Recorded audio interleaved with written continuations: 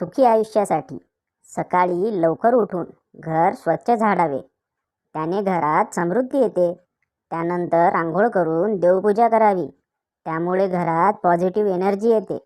नंतर किचनमध्ये जावे व नाश्त्याची तयारी करावी, त्यामुळे घरातील सदस्यांचे स्वास्थ्य उत्तम राहते. हे सर्व झाल्यावर मस्तपैकी चहा बनवून बेडरूममध्ये जावे आणि बायकोला उठवून बेड टी द्यावा, त्यामुळे आयुष्य सुखी होते.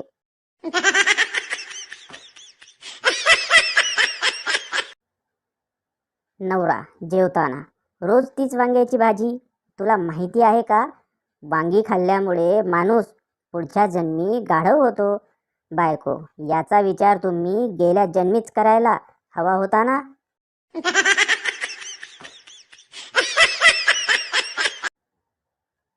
कर्मचारी, सर बाहर बारिश बहुत तेज है, क्या करूँ? बॉस, क्या करना है तुम सोचो, घर पर बर्तन साफ करोगे या मेरे साथ ऑफिस में कॉफ़ी पीते हुए काम? कर्मचारी, समझ गया सर, आता हूँ.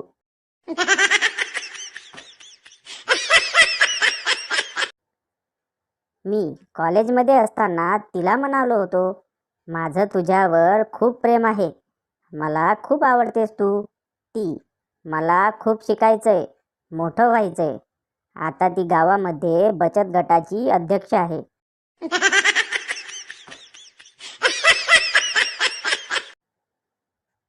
नवीन सून काम करत नाही म्हणून सासू नाराज होती. तेव्हा तिने मुलाला बोलावलं आणि सांगितलं, उद्या मी केर काढताना तू ये आणि म्हण, आई मी काढतो झाडून.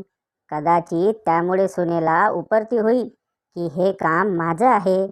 त्यानुसार दुसऱ्या दिवशी सासू केर काढत असताना मुलगा आला आणि म्हणाला, आई मी केर काढतो, तू थांब.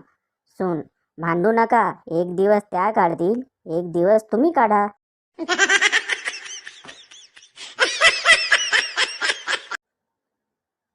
बायकोने मला विचारले, असे गुपचूप बसले आहात?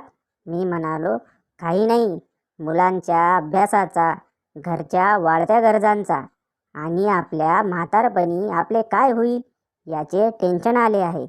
बायको पुन्हा म्हणाली, दुपारीच 1.5 GB डाटा संपवला वाटते.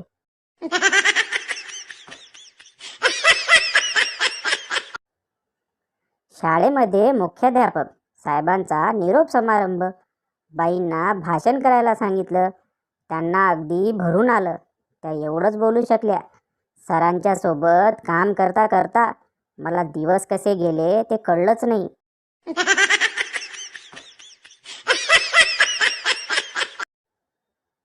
बायको, आठवतं माझ्या गालावरचा छोटा तीळ बघून जेव्हा तुम्ही माझ्याशी लग्न केलं? नवरा, हो ना, एवढ्या छोट्या गोष्टीसाठी मी किती मोठा धोका पत्करला.